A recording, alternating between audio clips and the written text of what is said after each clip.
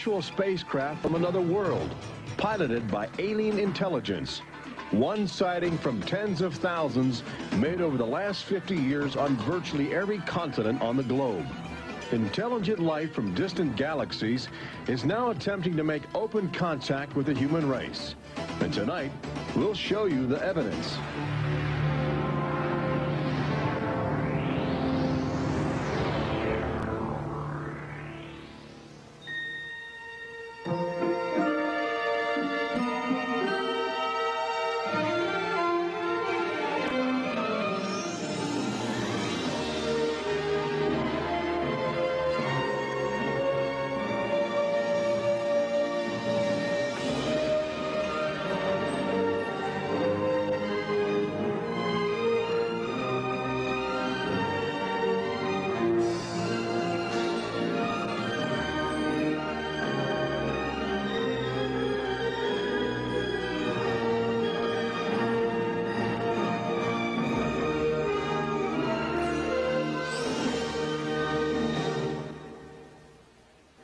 Tonight we celebrate the new Tomorrowland at Walt Disney World in Florida with a television special that's out of this world. Hello, I'm Michael Eisner, head of the Walt Disney Company. In a top-secret military installation somewhere in the United States, there are those who believe that the government is hiding the remains of an alien spacecraft that mysteriously crashed to Earth. With more and more scientific evidence of alien encounters and UFO sightings, the idea of creatures from another planet might not be as far-fetched as we once thought. In fact, one of you out there could have the next alien encounter. Enjoy tonight's special. I'm going to walk over and see if I can sneak a peek. Maybe not. Alien Encounters from New Tomorrowland is brought to you by Bounty. Outstanding absorbency and durability make Bounty the quilted quicker picker-upper. Scientific verification of extraterrestrial life forms routinely arriving on Earth. Top secret reports from ongoing military investigations. Compelling home videos of alien craft captured within the last few months. World figures who have gone public with their own extraterrestrial experiences. The shocking history of government misinformation programs designed to prevent widespread panic. And personal accounts of those who have been abducted and studied against their will. It's happened to me, it's happened to my sister, and I believe my mother. My son looks me straight in the eyes, and he says, "They took blood out of you, Mama." They don't ask permission, they take you. But it's such an incredible secret, nobody wants to believe it. There is valuable scientific data that would prove once and for all that planet Earth is being visited by a highly evolved intelligence that is not from this world. Wait a minute. I've had enough. Stop it. From beyond the boundaries of our perceptions, intelligent beings are beckoning mankind to join the galactic community. It's an invitation which is both wondrous and terrifying. This is the nature of alien encounters.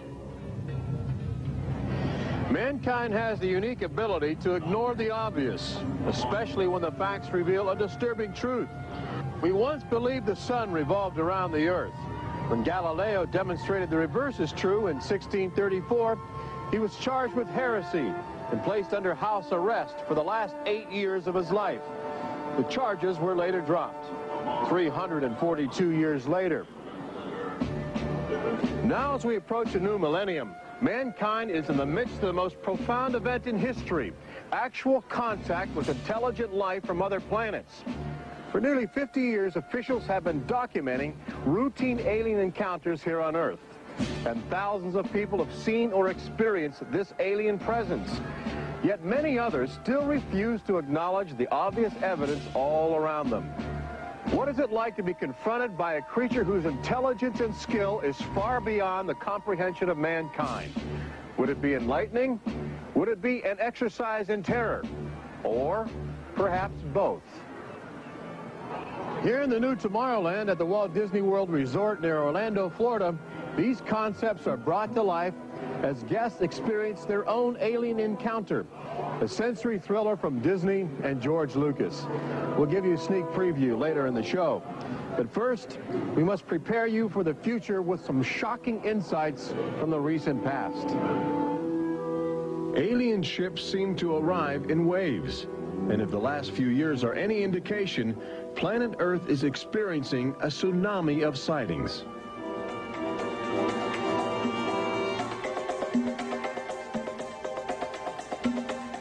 Mexico City, 1992.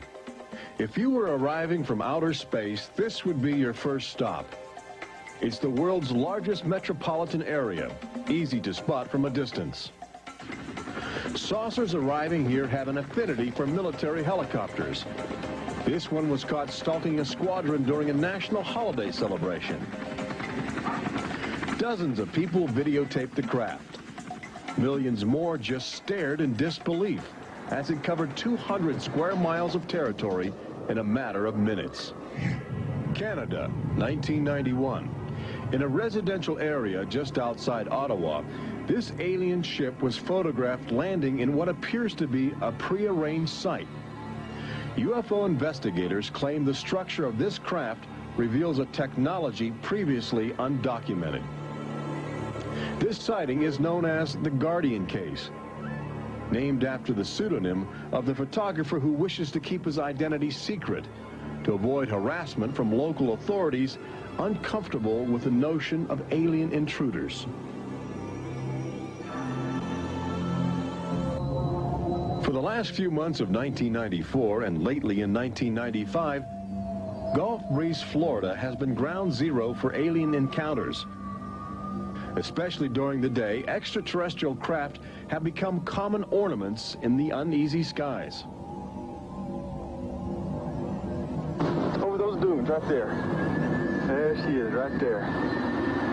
Oh my God. Residents of Gulf Breeze routinely aim their home video cameras at the horizon. More often than not, they capture an astounding alien display. There it is. Right up there. Looks like an egg on top and an egg on bottom. You would think these alien sightings would be front page news. So why have they received almost no national attention? The answer is simple. For governments determined to maintain their authority, extraterrestrial contact is pure dynamite. They're beings from another planet. We don't know where they come from. We don't know what they're doing here. There's nothing we can do about it. Meet Captain Kevin Randall, retired Air Force intelligence officer, now a top investigator of alien encounters.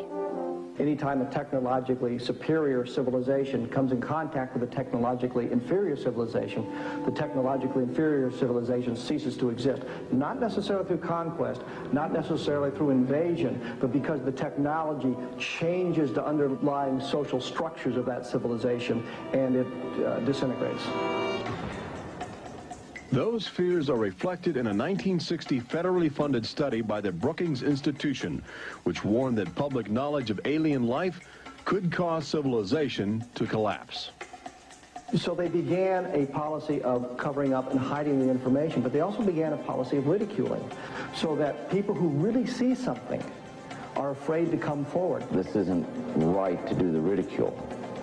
I mean, a lot of people suffer. Retired Army officer Clifford Stone certainly suffered after he began private research into the UFO phenomena while still in the service. Well, I was given a lawful order while I was in the military to back off. I refused that lawful order. That resulted in me having to go to be psychoanalyzed, which kind of backfired on my command. But I was actually given a lawful order not to write to members of Congress without first getting it approved through my command, and not to talk to members of the media. Of course, I went out and violated all those directives simply because I felt they had no right, that I had a right. He also has determination.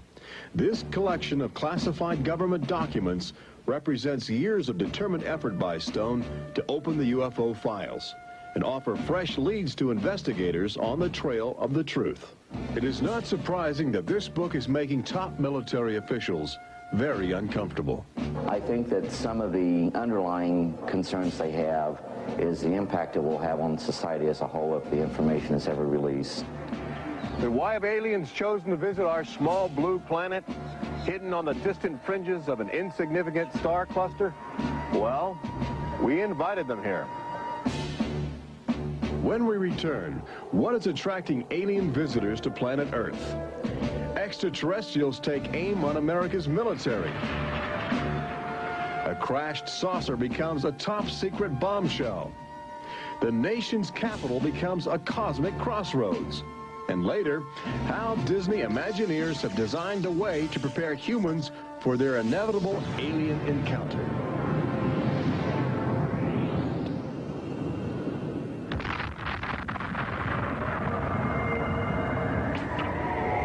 And I looked, and behold, a whirlwind came out of the north, and a fire enfolding itself, and the brightness was about it.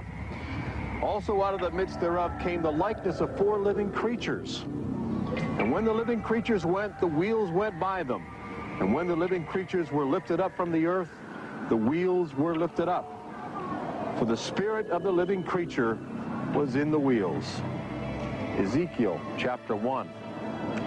There have been reports of alien encounters throughout recorded history, often buried in the obscure poetry of mystics. But since the end of World War II, alien encounters have adopted a darker, more menacing demeanor. No longer just spirited lights dancing in the sky, UFOs turn more brazen, announcing themselves with surprising ferocity. Most alien activity on Earth in this century seems to have been sparked by the single most profound technological achievement in human history.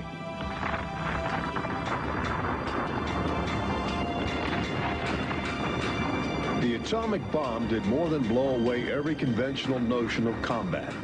It also saddled mankind with the awesome responsibility of life and death for the entire planet. But what the world didn't know in 1945 was that the atomic bomb's brilliant burst of energy would also be mankind's cosmic calling card, announcing to the universe that a technological society had evolved on a small blue planet in the backwaters of the stars. So as the world celebrated the war's end in 1945, aliens who heard man's atomic trumpet were already charting their course towards Earth, responding to our open invitation. As early as 1947, the large alien ships began to arrive, navigated by living creatures. Their advanced physics allowed them to traverse the galaxy and pierce Earth's atmosphere with amazing speed. The U.S. military immediately went on the alert against the unknown menace. Sightings were perceived as threats to the security of an America still reeling from the edgy consciousness of war.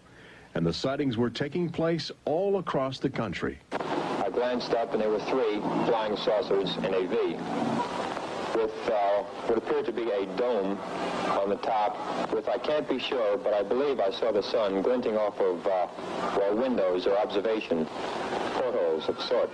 I think it was from outer space, but friendly. Army fighter planes are on patrol for flying saucers. Cameras installed to photograph them. Portland, Oregon, the area from which came the first weird reports. This flying saucer patrol shows how the Air Forces, while not putting too much stock in the mysterious things in the sky, are investigating. The control tower is in touch and on the watch. So are a whole lot of people these days. They're seeing flying saucers everywhere. Blocks of fantastic discs flying through the air.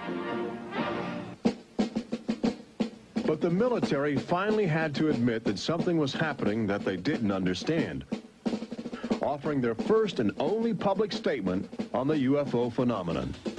The recent sightings are in no way connected with any secret development by any agency of the United States.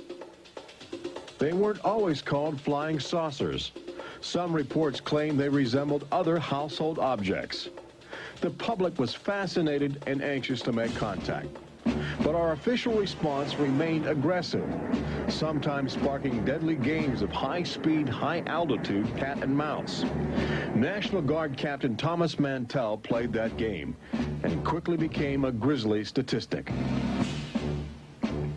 His last words, as Mantell soared at an altitude of 20,000 feet, are a chilling commentary on the power of the alien ships.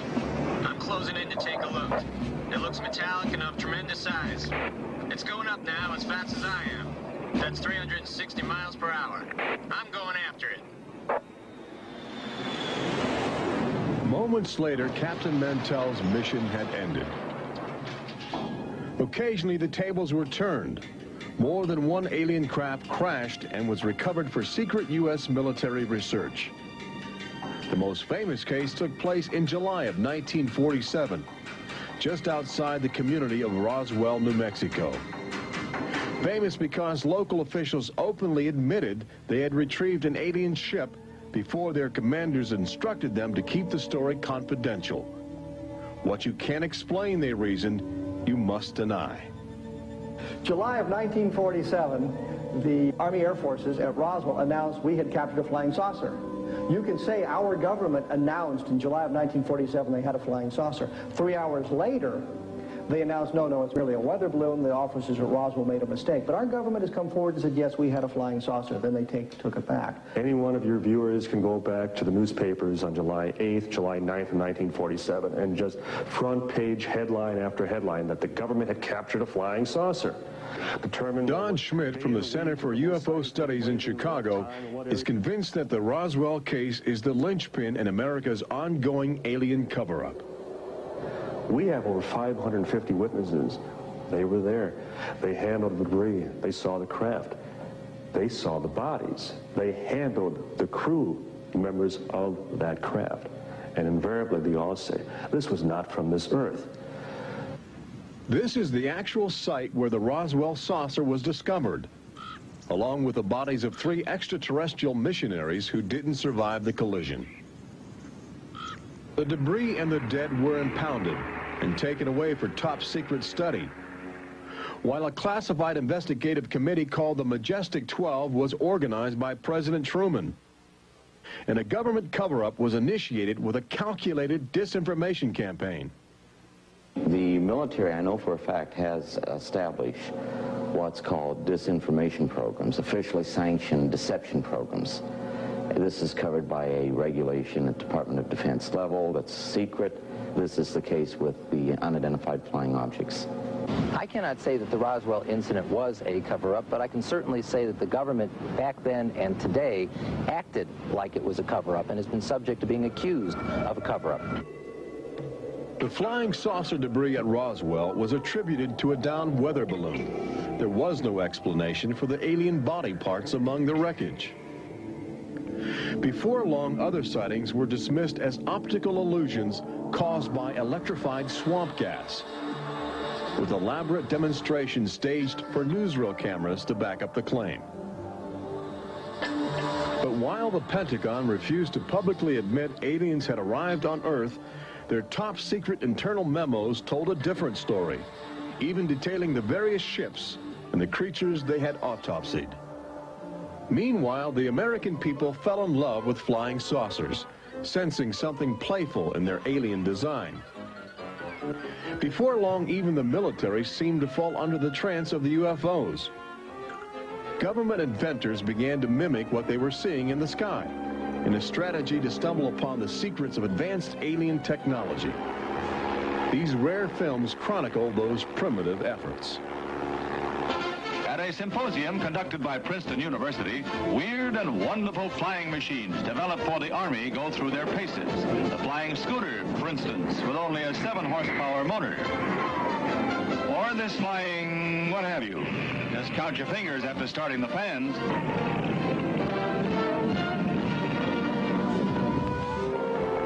The naive attempts to copy the saucers began to look foolish, especially in July of 1952, when real alien ships were routinely buzzing over Washington, D.C., leading fighter pilots on frustrated chases lasting as long as 6 hours. It was the first time since the War of 1812 that our nation's capital had been successfully invaded by a foreign power. By the early 1960s, UFOs were having a chilling effect on our defense operations. Their tremendous speed often caused them to be misidentified as incoming intercontinental ballistic missiles, putting American air bases on red alert.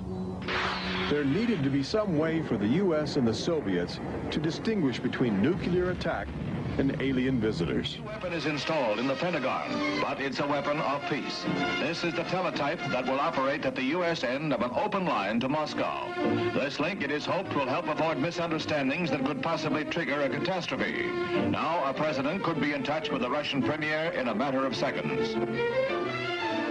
The hotline between Moscow and Washington was set up so they could go ahead and make last-minute pleas that we're not attacking you and you're not attacking us.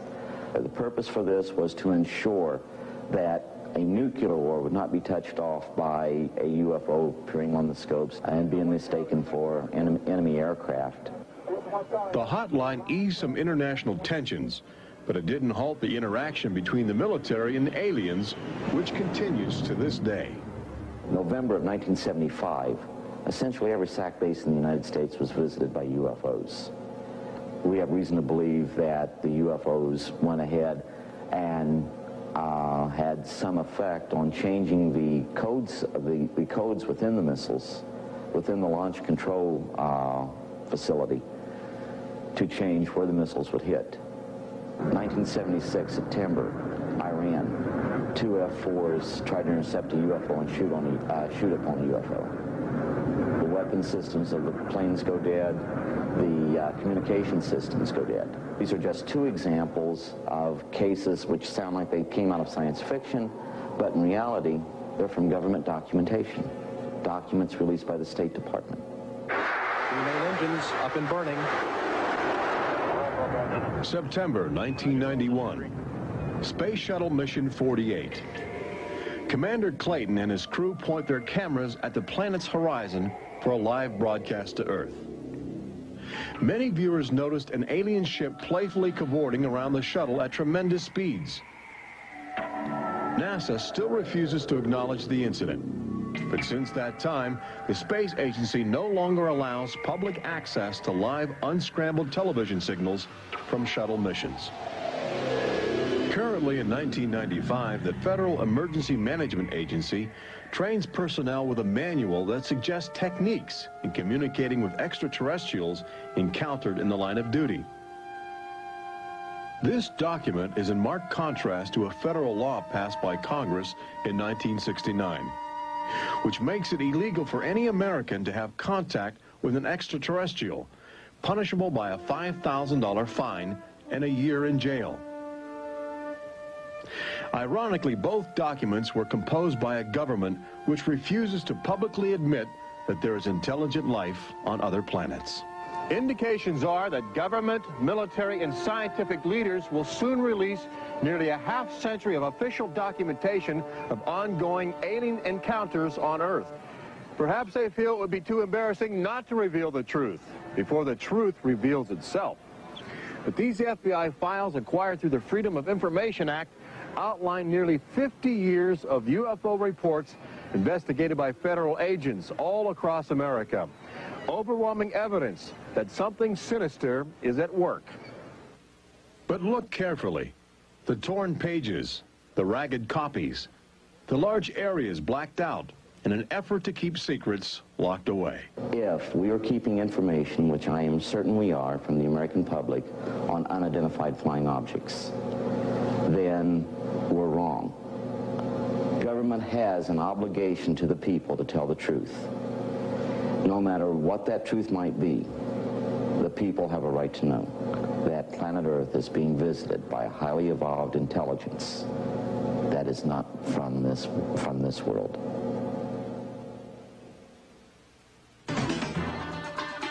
When we return, meet the people who have already experienced disturbing contact with creatures from another world. They don't ask permission, they take you. See how government is monitoring mutant life forms which have already staked their claim on planet Earth. And join Robert Urich on the fringes of the future in Walt Disney World's Magic Kingdom as Disney Imagineers prepare the public for their inevitable alien encounter. Encounters from New Tomorrowland.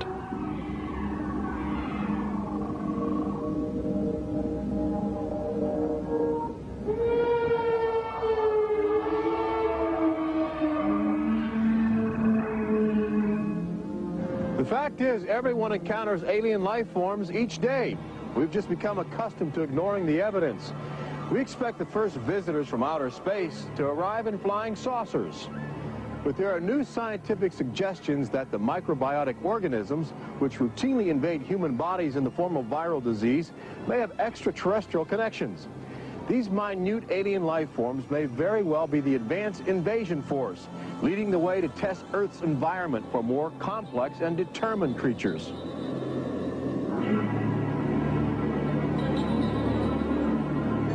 The idea is not new. Arrhenius, a Swedish chemist who died in 1927, first proposed the theory of transfermia, the notion that life is universally dispersed, possibly carried by cosmic winds across the vast expanse of the galaxy in the form of viral spores. Uncovering this mutating alien life is an ongoing government project carried out by scientific teams at NASA. They begin by collecting meteors which have landed on the barren landscape of Antarctica. Here, low temperatures preserve the alien life clinging to 4-billion-year-old cosmic debris. In a specially sealed clean room at the Johnson Space Center, these crude interstellar spaceships are carefully dissected to extract the biotic matter inside. Amino acids, a kaleidoscope of organic compounds, and the chemical catalysts of life are analyzed with sophisticated gas chromographs and mass spectrometers. Life is plentiful in the universe and eerily tenacious. Lately, scientists have found extraordinary numbers of unknown organisms which have gained a biological foothold where we once thought survival would be impossible. They grow in deadly ammonia gas. They are resistant to ultraviolet radiation. They thrive inside the radioactive cooling systems of nuclear power plants. And they can even survive the vacuum of space, reanimating themselves when air and water become available. Riding inside the stone cocoon of a meteor, life can travel virtually anywhere, and a good deal of it lands on planet Earth. But just as we explore the genetic package of alien life, visitors from space are routinely examining human specimens, abducting men, women, and children in order to conduct disturbing biological experiments. Very, very few people who've had the experience are willing to talk about it publicly. There is such a kind of ridicule factor. Bud Hopkins, researcher and author of the best-selling book Intruders, is America's leading investigator into the alien abduction phenomenon and largely responsible for bringing the astonishing situation to the nation's attention. The most important thing about this, I think, in studying it is to realize that there are very distinct patterns. This is not just a box full of crazy experiences which are mutually contradictory. The patterns start this way. People are abducted first in childhood. When I go back into my memory, I don't know a day without them. And they are then re-abducted over many, many, many years. When I saw this light on the freeway, my first reaction was, oh my God, not again. I grabbed the side of my bed like, no, you're not gonna get away with this. You're not gonna get away with it this time. Then I feel lifted off of the bed, and the next thing that I remember is being on a table or a bench and these beings surrounding me. Samples are taken from the skin. There are very distinct scars that result from these biopsies, whatever we want to call them. I have a scar on my hand. It seems to be a triangle shape that's a half an inch by half an inch if you were to measure it. They were just red and blistery and kind of in a large equilateral triangle on each foot. The basic, most common mark is what we call a scoop mark. It's a circular depression, as if the aliens have used a little tool and removed a layer of cells. On my upper left inner thigh, I have two marks. There's a series of two. They're about 1/8 of an inch deep and about 1/4 inch in diameter that people call scoop marks, for lack of a better term. Often an object is inserted in the nostril or behind the eyeball or in the ear, which we believe to be implants. On my shin, between my ankle and my knee, were 2 puncture marks. In fact, I hesitate to call them that because they were larger and deeper. They were like 2 holes drilled vertically along my shin into my leg. And that frightened me deeply because I have no idea how those got there. I could only speculate as to why they were doing that, although I do know that, bone marrow contains genetic material, blood. They're interested in who you are genetically. They seem to be desperate for our genetic material, our DNA, our particular genetic makeup, as if they have reached some point of, let's say, some point of no return in their evolutionary development, and they need to revivify themselves through something they can get from us, a more primitive and perhaps more robust species. People generally describe one particular type of figure as the basic alien type, which is a small figure, 3.5 to 4.5 feet tall, huge head, huge black eyes, hairless, grayish-white skin, just a tiny slit for a mouth that doesn't move, and so forth. I'd say that accounts for about 85% of the descriptions. There's some that are very, they talk about the reptilian being like sexually aggressive, and then there's some that look like praying mantis that are very mean and very violent. It is a violation of your body. It's a violation of your space. They don't ask permission. They take you. On this earth, when you are raped, when you are mugged, even if you don't see that person that is doing you bodily harm, you have somewhere to go. You can go to the police and at least give a report whether they do something or not. You have somewhere to go. But in this case, you have no one to talk to. You have no one to say, this has happened to me. I've been so violated. You don't even know. And you're not ready for this. My love life went to hell.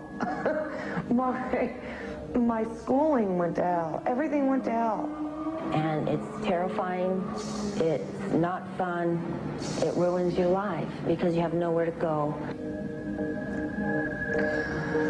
Twinkle, twinkle, little star, how I wonder what you are. Up above the world so high like a diamond in the sky. Makes me want to cry.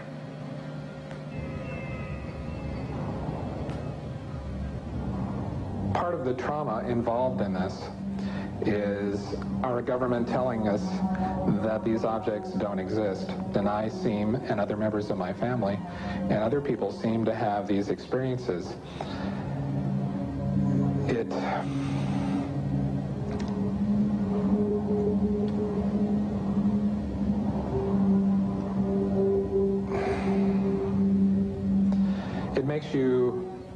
makes you doubt your sanity. The range of people who have had abductions around the world, because it is a global phenomenon, is just, it's a total range. I've worked with people who are of Oriental backgrounds, African-American background, Hispanics. I've worked with one NASA scientist, a research scientist, who is an abductee, a police lieutenant from the South, doctors, lawyers. I mean, I've had, incidentally, 7 psychiatrists come to me because of their own personal abduction experiences. The phenomenon affects people from all walks of life. And it has a dramatic effect on families. Debbie and Terry know firsthand. Both are ongoing abductees with deep concerns about the chilling connections between aliens and their children. I thought this was mental illness. Then my son started speaking about little airmen coming into his room and taking us up, and there was even one point where he said, "They took blood out of you, Mama." He wanted guarding all the time. He wouldn't go to bed at night unless I slept with him. He was angry. And the other thing is he started setting traps. One night my husband came home from work and there's these little colored stones all over the garage. And Dale, my husband, said, "What is this for?" And he says, "Well, this is when the airmen come, they slip and fall on their butts." The interesting thing about children is a sort of innocence about their perceptions. I will present these cards of different heads, and there's Santa Claus, Batman, policeman, a clown, Ninja Turtle, an alien. What we do is to see how the child responds when we get to the alien face, and it can be extremely moving, because I've seen children just collapse when they see the drawing of the alien, crying, hugging their fathers or their mothers in terror. Well, she was 4 years old, and she was past bedwetting and all of that behavior. She was beyond that, and she'd never wet her bed. And when we moved to Banning, she started having nightmares every night and wetting her bed. And a couple of weeks ago, she had a bunch of scratches on her face, and she didn't have them when she went to bed. I said, what happened? And it was funny. The only thing I could get out of her was that she asked me, do aliens hurt you? And I went, what? And a woman told me, for instance, that her little girl, when she was first able to talk, would tell her about these nightmares of what she called the bugs coming in the room. And they were big bugs with big eyes. And again, there were some physical marks, all the surrounding evidence suggesting abductions. At one point, the mother, a few years later, was getting out of the car with her daughter at a shopping mall, and the Goodyear blimp was coming over. And the little child said, Mommy, look, don't you remember when you and I were up in that thing with the bugs? The last time I had a session, in that session I actually saw Lexi being escorted by two small grays. And it was very upsetting to me. I could not handle the fact that my daughter was being subjected to something that I had no control over. And when I think you have no control over something, that you're so helpless, it's like your child's drowning or something, and you can't save them. I feel like I'm going to go crazy because there isn't anything I could do for my son. I know. One of the most interesting things, too, from a child's point of view, has to do with the fact that communication is telepathic. One little boy drew on some drawings he'd made for me of the aliens. He put on the side of the head, each alien head, a gigantic ear, just one. And his mother said, what's that? And he said, well, Mommy, I know they don't have ears, but I put that there because, you know, they can hear everything you're thinking. When we return, Robert Urich takes you to the new Tomorrowland in Walt Disney World's Magic Kingdom, where Disney Imagineers are creating extra terror, estrial excitement, preparing the public for cosmic contact with a virtual alien encounter.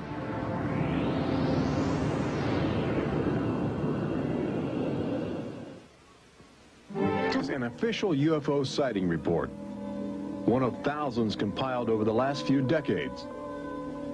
This particular report from October 1969 was filled out by Jimmy Carter. He was still governor of Georgia at the time. He witnessed a luminous object suspended in a twilight sky. Later, when he assumed the office of President of the United States, his staff attempted to explore the availability of official investigations into alien contact. As this internal government memo illustrates, there are some security secrets outside the jurisdiction of the White House. We investigated lights in the sky for over 20 years. We didn't get anywhere. We have over 100,000 cases from over 160 countries in our files at the Center for UFO Studies in Chicago. When you actually take the time to look at the official record, look at the classified, disclosed documents on the phenomena, and I'll guarantee you'll walk away saying, why weren't we told about this? And why were we told something else altogether? We've all been indoctrinated to have this knee-jerk response just to that term, UFO. We have to ask ourselves, who started it? And isn't it about time we go out and find out for ourselves? Every year, NASA routinely propels about 24 astronauts into a low Earth orbit aboard the space shuttle, a loud, lumbering, somewhat primitive rocket ship.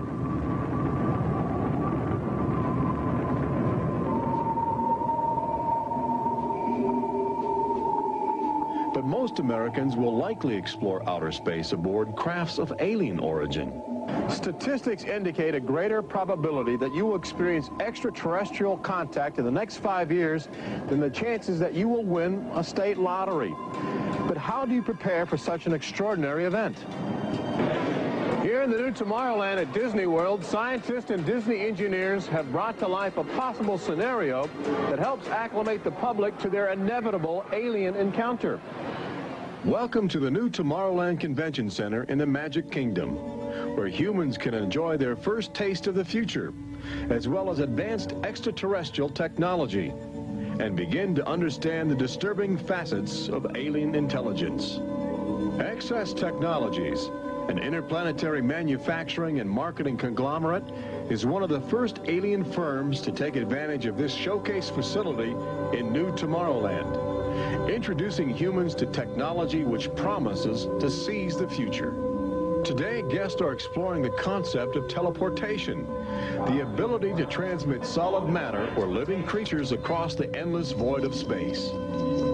Inside this chamber, at the extraterrestrial alien encounter attraction, cosmic representatives will demonstrate the secrets of a brave new world. Utilizing the ominous device, two very different life forms will make contact via the teleportation process. Unfortunately, high technology can backfire if operated by careless hands. As the seat restraints lock into place and the power generators are activated by anxious extraterrestrials, these happy humans are about to discover a disturbing truth. When science fiction becomes science fact, the results could be terrifying.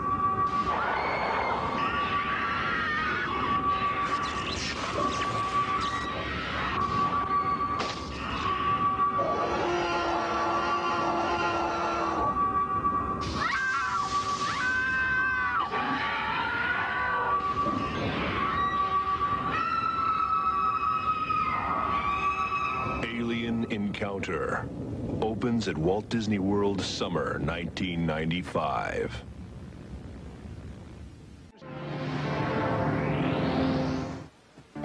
Planet Earth has always been a laboratory for alien life forms which can drop in from space or slowly mutate into bizarre fleshy organisms at our feet.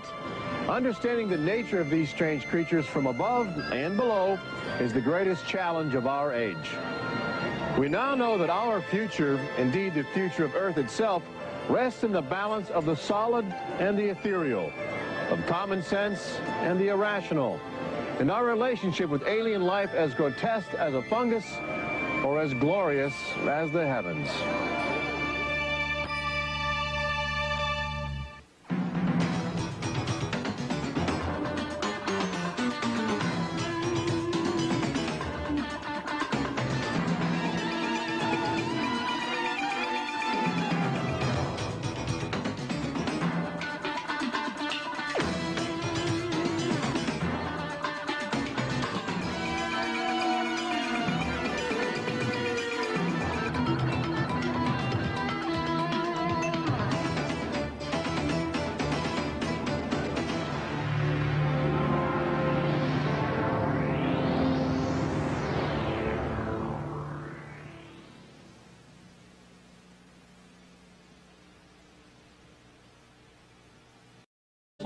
But it's such an incredible secret, nobody wants to believe it. There is valuable scientific data that would prove once and for all that planet Earth is being visited by a highly evolved intelligence that is not from this world. Wait a minute. I've had enough. Stop it. From beyond the boundaries of our perceptions, intelligent beings are beckoning mankind to join the galactic community. It's an invitation which is both wondrous and terrifying. This is the nature of alien encounters. Mankind has the unique ability to ignore the obvious, especially when the facts reveal a disturbing truth. We once believed the sun revolved around the earth. When Galileo demonstrated the reverse is true in 1634, he was charged with heresy and placed under house arrest for the last 8 years of his life. The charges were later dropped, 342 years later. Now, as we approach a new millennium, mankind is in the midst of the most profound event in history, actual contact with intelligent life from other planets. For nearly 50 years, officials have been documenting routine alien encounters here on Earth. And thousands of people have seen or experienced this alien presence. Yet many others still refuse to acknowledge the obvious evidence all around them. What is it like to be confronted by a creature whose intelligence and skill is far beyond the comprehension of mankind? Would it be enlightening? Would it be an exercise in terror? Or perhaps both? Here in the new Tomorrowland at the Walt Disney World Resort near Orlando, Florida, these concepts are brought to life as guests experience their own alien encounter, a sensory thriller from Disney and George Lucas. We'll give you a sneak preview later in the show. But first, we must prepare you for the future with some shocking insights from the recent past.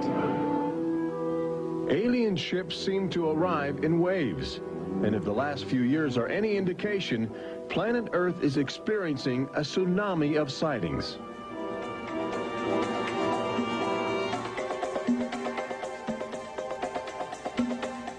Mexico City, 1992. If you were arriving from outer space, this would be your first stop. It's the world's largest metropolitan area, easy to spot from a distance. Saucers arriving here have an affinity for military helicopters. This one was caught stalking a squadron during a national holiday celebration. Dozens of people videotaped the craft. Millions more just stared in disbelief as it covered 200 square miles of territory in a matter of minutes. Canada, 1991. In a residential area just outside Ottawa, this alien ship was photographed landing in what appears to be a prearranged site. UFO investigators claim the structure of this craft reveals a technology previously undocumented. This sighting is known as the Guardian case, named after the pseudonym of the photographer who wishes to keep his identity secret to avoid harassment from local authorities uncomfortable with the notion of alien intruders. For the last few months of 1994 and lately in 1995, Gulf Breeze, Florida has been ground zero for alien encounters. Especially during the day, extraterrestrial craft have become common ornaments in the uneasy skies. Over those dunes right there. There she is, right there. Oh my God.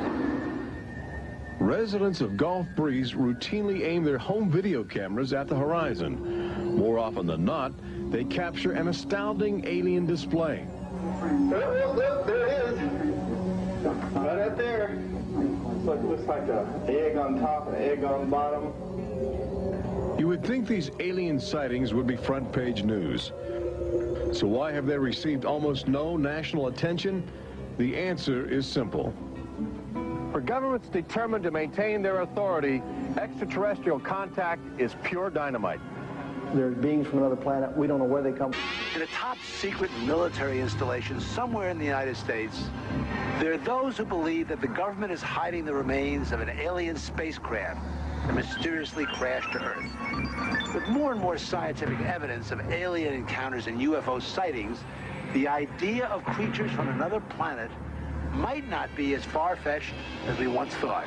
In fact, one of you out there could have the next alien encounter. Enjoy tonight's special. I'm going to walk over and see if I can sneak a peek. Maybe not. Alien Encounters from New Tomorrowland is brought to you by Bounty. Outstanding absorbency and durability make Bounty the quilted quicker picker-upper. Scientific verification of extraterrestrial life forms routinely arriving on Earth. Top secret reports from ongoing military investigations. Compelling home videos of alien craft captured within the last few months. World figures who have gone public with their own extraterrestrial experiences. The shocking history of government misinformation programs designed to prevent widespread panic. And personal accounts of those who have been abducted and studied against their will. It's happened to me, it's happened to my sister, and I believe my mother. My son looks me straight in the eyes, and he says, "They took blood out of you, Mama." They don't ask permission, they take.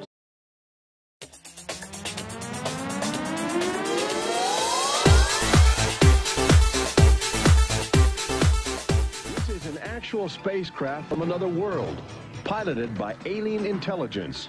One sighting from tens of thousands made over the last 50 years on virtually every continent on the globe. Intelligent life from distant galaxies is now attempting to make open contact with the human race. And tonight, we'll show you the evidence.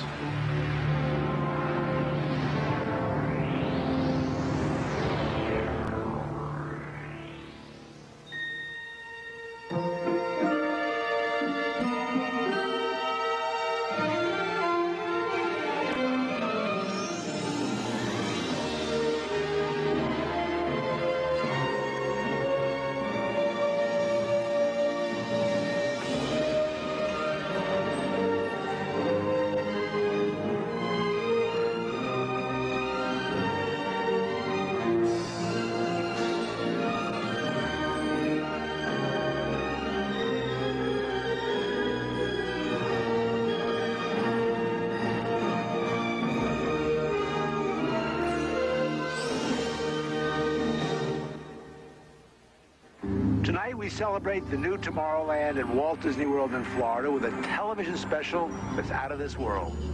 Hello, I'm Michael Eisner, head of the Walt Disney Company.